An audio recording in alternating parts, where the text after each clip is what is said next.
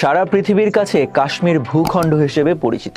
কেউ কেউ আবার এটিকে প্রেম পর্যটন কিংবা রোম্যান্সের শহরও বলে থাকেন।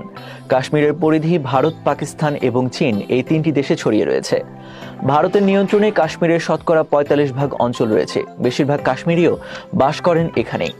পাকিস্তানের দখলে রয়েছে কাশ্মীরের ৩৫%, বাকি ২০% চীনের দখলে। তবে কাশ্মীরকে মূলত দুটি অংশে ভাগ করা হয়, একটি ভারত শাসিত জম্মু কাশ্মীর এবং অন্যটি পাকিস্তান অধিভুক্ত আজাদ কাশ্মীর। কাশ্মীরের রাজধানী শ্রীনগর। অপরূপ সৌন্দর্যের এ নগরের প্রাণকেন্দ্রে রয়েছে ডাল হ্রদ। শীতকালে ডাল হ্রদ পুরোপুরি জমে যায়। হ্রদের উপর দাঁড়িয়ে থাকা হাউসবোটগুলোকে তখন স্বর্গের শৈল্পিক প্রাসাদ মনে হয়।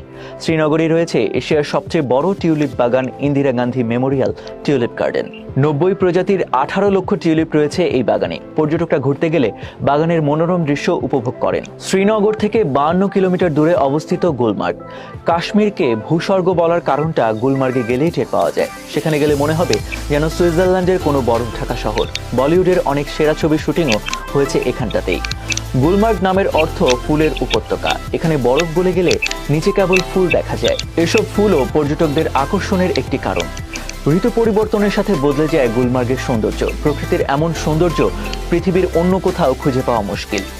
সম্প্রতি গুলমার্গে তুষার দিয়ে তৈরি তাজমহল পর্যটকদের কাছে প্রধান আকর্ষণের কেন্দ্র হয়ে উঠেছে। এছাড়াও গুলমার্গে আছে পৃথিবীর সবচেয়ে উঁচু গলফ কোর্স, যা সমুদ্রপৃষ্ঠ থেকে ২৪০০ মিটার উঁচুতে অবস্থিত।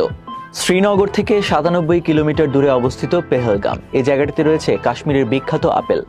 এখানকার রাস্তার দুপাশে কেবল আপেলের বাগান। জুলাই থেকে অক্টোবরের মধ্যে গেলে গাছে আপেল দেখা যায়।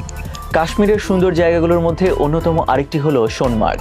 সোনালী ঘাসে ঢাকা এই জায়গাটি স্বর্ণের উপত্যকা হিসেবেও পরিচিত। শ্রীনগর থেকে সোনমার্গ যাওয়ার পুরো পথটায় দেখা যায় দামাল, সিন্ধু নদ, পাহাড় এবং বিভিন্ন ধরনের গাছ। প্রকৃতির মতো কাশ্মীরের মেয়েদের রূপের খ্যাতিও সারা বিশ্ব জুড়ে বিস্তৃত। পৃথিবীর আর কোনো দেশের সাথে যেন তাদের মিল নেই। সৌন্দর্যের জন্য তাদের বাড়তি কোনো প্রসাধনী ব্যবহারের প্রয়োজন হয় না। জিনগতভাবেই অপরূপ সৌন্দর্যের অধিকারী এখানকার মেয়েরা। এছাড়া তাদের সৌন্দর্যের আরেকটি কারণ হলো মনোরম পরিবেশ এবং শীতল আবহাওয়া। কাশ্মীরের শালও পুরো বিশ্ব জুড়ে বিখ্যাত। এগুলোর বেশিরভাগই এখানকার নারীদের হাতে বোনা। বিশ্বের সর্বাধিক মূল্যবান মশলা জাফরানের জন্মভূমিও কাশ্মীর। কাশ্মীরের মতো এত বাহারি রূপ পৃথিবীর আর কোথাও দেখা মেলে না। যেন সৃষ্টিকর্তা তার সবটুকু দিয়ে কাশ্মীরের অপরূপ সৌন্দর্য তৈরি করেছেন।